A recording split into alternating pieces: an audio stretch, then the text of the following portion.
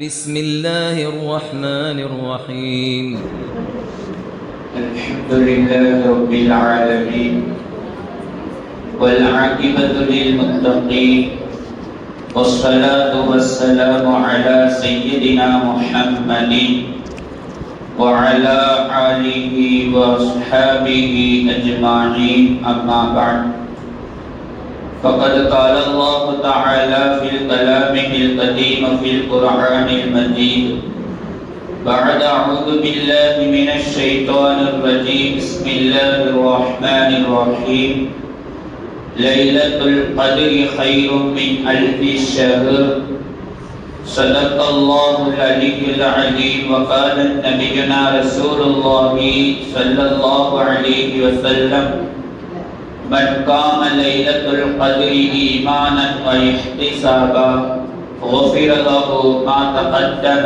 من ذنبه أو قال عليه الصلاة والسلام எல்லா புகழும் அல்லாஹ் ஒருவனுக்கே உரித்தாகட்டுமாக.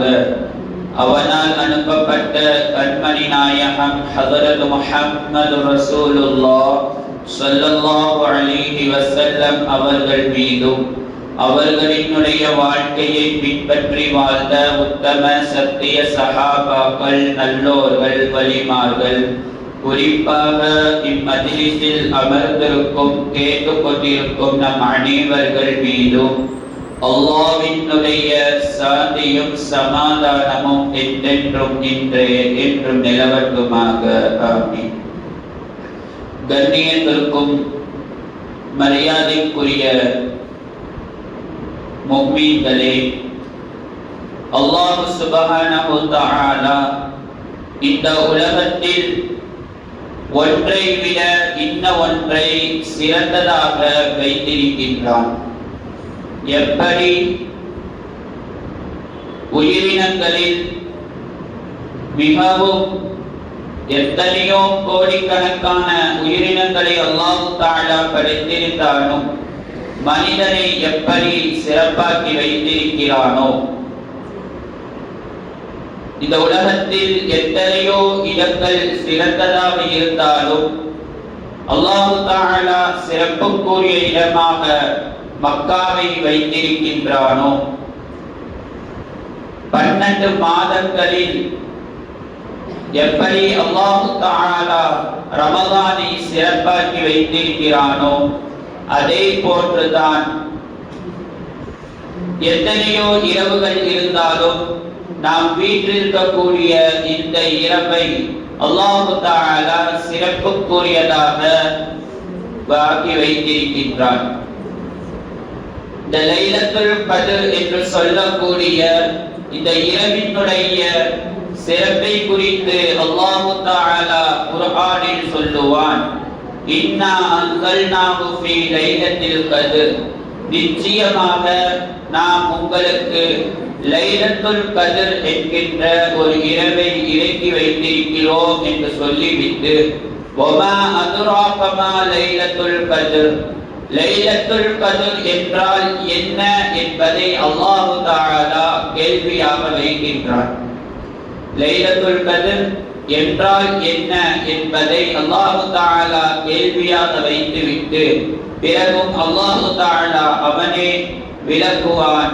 லைலத்துல் கத்ர் கைரும் மின் அல்ஃபி ஷஹர், 1000 மாதங்களை விட சிறந்த ஒற்றை இரவுதான் லைலத்துல் கத்ர்.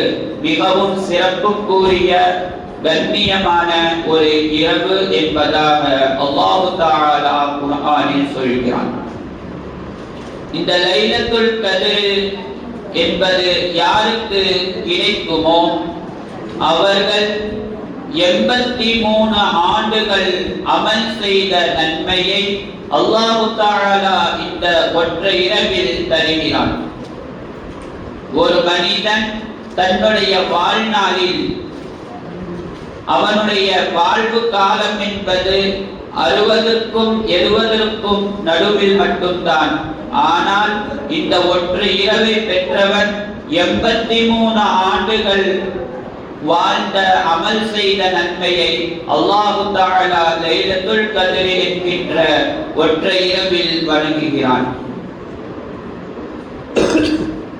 இந்த இரவு வெறும் விழித்திருப்பதற்கான இரவு மட்டுமல்லாமல் நம்முடைய பாவங்களை மன்னிப்பதற்கும் நம் வாழ்வில் அடுத்து வரக்கூடிய ஓராண்டுகளுக்கான சிறப்பான வாழ்வை பெறுவதற்கு ஒரு பொன்னான ஒரு இரவாக இந்த இரவை நாம் ஆக்கிக் கொள்ள வேண்டும்.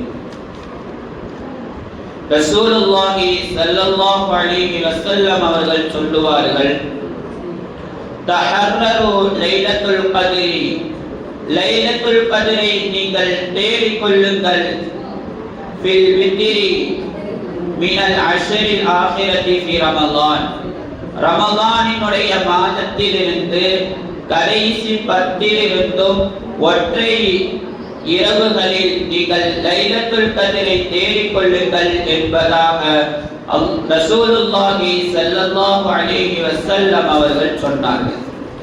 ஆனால் குறிப்பாக இந்த 27 தான் லைலத்துல் கத்ர் என்பதற்கு ரசூலுல்லாஹி ஸல்லல்லாஹு அலைஹி வஸல்லம் அவர்கள் சொல்லி இருக்கிறார்களா? நாம் ஏன் குறிப்பாக இந்த 27 லைலத்துல் கத்ரை தேடுகிறோம்? மற்ற இரவுகளை விட பெரும்பாலான இமாம்களினுடைய கருத்தின்படி இந்த 27வது இரவில்தான் லைலத்துல் கத்ர் இருக்கிறது என்பதை அவர்கள் நமக்கு அறிவித்து தந்திருக்கிறார்கள்.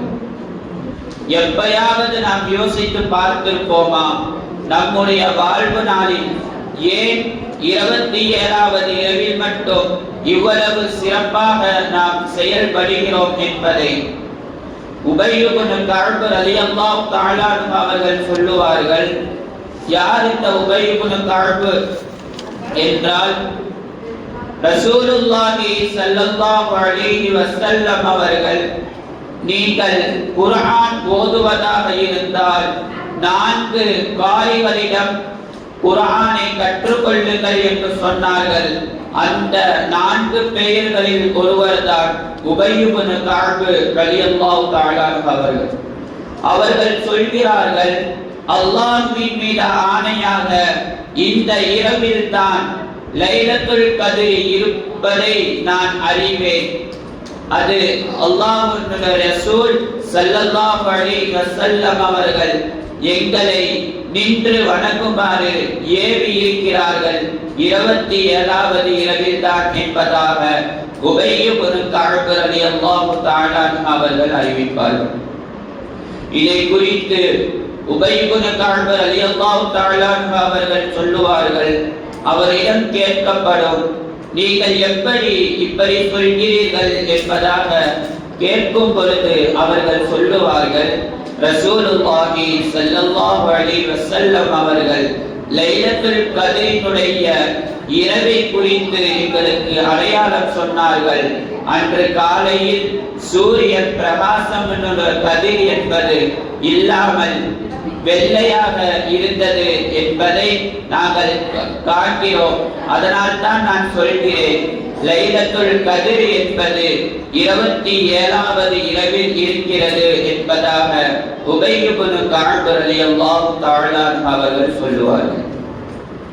இப்னு அப்பாஸ் ரலியல்லாஹு தஆலா அவர்கள் சொல்லுவார்கள், இப்னு அப்பாஸ் ரலியல்லாஹு தஆலா அவர்கள் சொல்லுவார்கள், யார் இந்த இப்னு அப்பாஸ் என்றால் குர்ஆனினுடைய முஃபஸ்ஸிரீன்களினுடைய தலைவரான இப்னு அப்பாஸ் ரலியல்லாஹு தஆலா அவர்கள் லைலத்துல் கத்ரை பற்றி சொல்கிற பொழுது சொல்லுவார்கள், அல்லாஹ் தஆலா குர்ஆனில் லைலத்துல் கத்ர் என்கின்ற எழுத்து என்பது 9 ஹர்ஃபுகள் எழுத்துக்கள் இருக்கிறது. லாம் ஒரு எழுத்து, யா ஒரு எழுத்து, லாம் ஒரு எழுத்து, தா ஒரு எழுத்து, லாம் அலிஃப் காஃப் தால் ரா என்கின்ற இந்த 9 எழுத்துக்கள் சூரத்துல் கத்ர் என்று சொல்லக்கூடிய இன்னா அன்சல்னா சூராவில் மொத்தம் அல்லாஹ் தஆலா 3 முறை சொல்கிறார். அதனால் தான் 9ஐயும் 3ஐயும் பெருக்கி 27 என்று வருவதாக இப்னு அப்பாஸ் ரலியல்லாஹு தஆலா அன்ஹு அவர்கள் நமக்கு சொல்லித் தருவார்கள். இந்த புனிதமான இரவில் நாம் என்ன செய்ய வேண்டும் என்கின்ற விஷயத்தை மட்டும் சொல்லி, ஏனென்றால் இந்த இரவு என்பது பேசுவதற்கான இரவல்ல, நம்முடைய இபாதத்தின் மூலமாக கழிக்கக்கூடிய ஒரு இரவாக இருக்கிறது. அதற்கு முன்னால் நாம் இந்த இரவை எப்படி பயன்படுத்திக் கொள்ள வேண்டும் என்பதை சற்று சிந்திக்க கடமைப்பட்டிருக்கின்றோம். ஏனென்றால் இந்த இரவு என்பது மிகவும் சாதாரணமான மற்ற இரவுகளை போலல்ல. 83 வருடம் ஆண்டுகள் 83 ஆண்டுகள் அமல் செய்ததை போல இந்த ஒற்றை இரவு நமக்கு அளிக்கிறது என்று சொன்னால், இந்த இரவை நாம் எப்படி பயன்படுத்திக் கொள்ள வேண்டும் என்பதை நாம் சிந்திக்க கடமைப்பட்டிருக்கின்றோம். முதலாவதாக, அதிகமாக இந்த இரவில் நாம் செய்யக்கூடிய அமல்களில் முதலாவது துஆ செய்ய வேண்டும். ஏனென்று சொன்னால், இந்த இரவில் செய்யக்கூடிய துஆக்கள் அனைத்தும் அல்லாஹ் தஆலா அங்கீகரித்துக் கொள்கிறான். எந்த ஒரு துஆவாக இருந்தாலும் சரி, நம்முடைய ஹலாலான ஹாஜத்துக்கள் எதுவாக இருந்தாலும் அல்லாஹ் தஆலா உடனே கபூலாக்குகிறான். யாருடைய துஆ அல்லாஹ் தஆலா ஏற்றுக்கொள்வதில்லை என்பதை துஆ செய்வதற்கு முன்னால் நாம் தெரிந்து வைத்திருக்க வேண்டும். அதில் முதலாவதாக, ஹராமான உணவையும் ஹராமான சம்பாதித்தையும் வைத்திருக்கக்கூடிய மனிதனினுடைய துஆ அல்லாஹ் தஆலா ஒருபோதும் ஏற்றுக்கொள்வதில்லை. ஹராமான உணவுகளாக இருக்கட்டும், நாம் பயன்படுத்தக்கூடிய எல்லா விதமான வசதிகளும் ஹலாலாக இருந்தால் மட்டுமே தான் நம்முடைய துஆக்கள் அல்லாஹ் தஆலா கண்டிப்பாக ஏற்றுக்கொள்வான். ஹராம் என்றால் என்ன? அல்லாஹ் தஆலா குர்ஆனில் நீங்கள் இந்த விஷயத்தை செய்யக்கூடாது என்று எதையெல்லாம் விலக்கி இருக்கிறானோ அதுதான் ஹராமாக இருக்கும். எப்படி மது அருந்துவது ஹராமோ, எப்படி வட்டி சாப்பிடுவதும் சரி, கொடுப்பதும் சரி, 2 பேருக்கும் சாட்சியாக இருப்பதும் சரி, இது எல்லாம் ஹராமாக இருந்து வருகிறது. நம்முடைய வாழ்வில் அதிகமாக ஹராமான ஒரு விஷயம் என்பது எப்படியோ ஒரு வழியில் வட்டியில் நாம் மாற்றிக்கொள்ளக்கூடியவர்களாக இருக்கின்றோம். வட்டி என்பது நாம் ஒரு பொருளை இன்னொருவரிடம் கொடுக்கின்றோம். உதாரணத்திற்கு சொல்ல போனுமே ஆனால், நாம் ஒருவர் நம்மிடத்தில் 100 ரூபாய் கடனாக கேட்கிறார்கள். அந்த கடனை நாம் குடித்துவிட்டு திரும்பி வாங்குகிற பொழுது அதே 100 ரூபாய் தான் வாங்க வேண்டும். அதுடன் சேர்த்து 1 ரூபாய் எச்சாக வாங்கினால் அதற்கு பெயர் தான் வட்டி. நம்முடைய வாழ்வில் நாம் குழுக்களின் மூலமாக இதை நாம் அனுபவித்து வருகின்றோம். இந்த ஊரில் இருக்கக்கூடிய பழக்கம், இந்த ஊரில் அந்த பழக்கம் இருப்பதாக நான் காண்பதில்லை. ஆனால் வேற ஊர்களில் அந்த ஒரு பழக்கம் என்பது மிகவும் சாதாரணமாக நாம் கேள்விப்பட்டு கொண்டு இருக்கின்றோம். இரண்டாவதாக, பிறருக்காக வேண்டி, தீங்கு செய்வதற்காக வேண்டி துஆ செய்தால் அந்த துஆவை அல்லாஹ் தஆலா ஏற்றுக்கொள்ள மாட்டான். பிறர் வாழ்வில் நன்றாக இருக்கக்கூடாது, அவன் அப்படியாக வேண்டும் இப்படியாக வேண்டும் என்று பிறரினுடைய தீங்குக்காக வேண்டி செய்யக்கூடிய துஆ அல்லாஹ் தஆலா ஒருபோதும் ஏற்றுக்கொள்ள மாட்டான். மூன்றாவதாக, உறவுகளை துண்டித்து இருக்கக்கூடிய நபரின் துஆ அல்லாஹ் தஆலா ஒருபோதும் ஏற்றுக்கொள்ள மாட்டான். நமக்கெல்லாம் தெரிந்த விஷயம், ரசூலுல்லாஹி ஸல்லல்லாஹு அலைஹி வஸல்லம் அவர்கள் அரஃபா மைதானத்தில் அமர்ந்திருக்கும் பொழுது பெருமானார் சொன்னார்களே, நான் இப்பொழுது துஆ செய்ய போகிறேன், உங்களில் யாராவது உறவை துண்டித்தவர்கள் இருந்தால் எழுந்து சென்று விடுங்கள். ஏனென்றால் உறவை துண்டிக்கக்கூடியவர்கள் இருக்கக்கூடிய மஜ்லிஸில் அல்லாஹ் தஆலா துஆவை கபூலாக்க மாட்டான் என்பதாக ரசூலுல்லாஹி ஸல்லல்லாஹு அலைஹி வஸல்லம் அவர்கள் சொன்னார்கள். அடுத்ததாக அவசரப்படமாக அல்லாஹ் தஆலா எனக்கு பதில் அளிக்க மாட்டேங்கிறான், நான் எவ்வளவோ துஆ செய்கிறேன் ஆனால் எனக்கு கொடுக்க மாட்டேங்கிறான் என்கின்ற எண்ணத்தோடு துஆ செய்தால் அல்லாஹ் தஆலா அந்த துஆவையும் ஏற்றுக்கொள்ள மாட்டார். கடைசியாக கவனமற்ற துஆவை அல்லாஹ் தஆலா ஏற்றுக்கொள்ள மாட்டான். நாம் செய்யக்கூடிய துஆக்கள் அல்லாஹ் தஆலாவினுடைய சிந்தனையோடு இருக்க வேண்டும். இல்லை என்று சொன்னால் ஏதோ நாம் கேட்கின்றோம், ஏதேதோ சிந்தனையோடு அல்லாஹ்விடத்தில் கேட்கும் பொழுது அந்த துஆவை அல்லாஹ் தஆலா ஒருபோதும் ஏற்றுக்கொள்ள மாட்டான். நான் சொன்ன விஷயங்களில் ஏதேனும் ஒன்று நம் இடத்தில் இருக்குமேயானால் அந்த துஆவை அல்லாஹ் தஆலா ஒருபோதும் ஏற்றுக்கொள்ள மாட்டான். ஹராமான உணவை உண்பவர்கள், பிறருக்கு தீங்கு நினைப்பவர்கள், உறவுகளை துண்டிக்கக்கூடியவர்கள், இவர்களினுடைய துஆக்களை அல்லாஹ் தஆலா ஒருபோதும் ஏற்றுக்கொள்ள மாட்டான். துஆ நாம் எப்படி செய்ய வேண்டும் என்பதை நாம் தெரிந்து கொள்ள வேண்டும். முதலில் துஆ செய்வது என்பது பணிவாகவும் மறைவாகவும் அச்சத்தோடும் ஆசையோடும் செய்யக்கூடிய துஆதான் அல்லாஹ் தஆலாவுக்கு மிகவும் பிடித்த துஆவாக இருக்கும். அல்லாஹ்விடத்தில் கேட்கிற பொழுது பணிவாக கேட்க வேண்டும். அல்லாஹ்விடத்தில் கேட்கும் பொழுது மெதுவாக கேட்க வேண்டும். அல்லாஹ்விடத்தில் கேட்கும் பொழுது அச்சத்தோடு கேட்க வேண்டும்.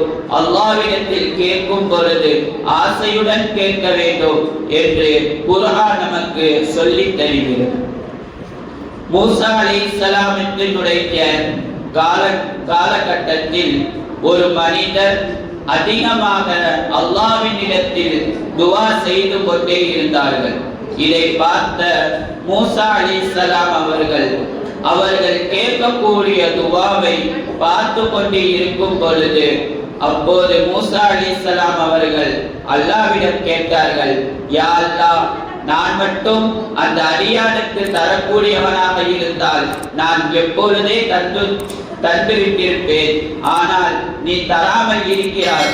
நானும் அந்த அடியான் கேட்கிறான் கேட்கும் பொழுது நானும் பார்த்து கொண்டிருக்கிறேன் என்பதாக மூசா அலைஹிஸ்ஸலாம் அவர்கள் அல்லாஹ்விடம் கேட்கும் பொழுது அல்லாஹ் சொல்லுவான், அந்த மனிதன் கேட்டு கொண்டிருக்கிறான், ஆனால் அந்த மனிதன் உள்ளத்தில் பணிவோ அச்சமோ ஆசையோ எதுவுமே இல்லை. இப்படி கேட்கக்கூடிய துஆ நான் ஒருபோதும் கபூலாக்க மாட்டேன் என்பதாக அல்லாஹ் தஆலா சொன்னதாக மூசா அலைஹிஸ்ஸலாம் அவர்கள் சொல்லுவார்கள்.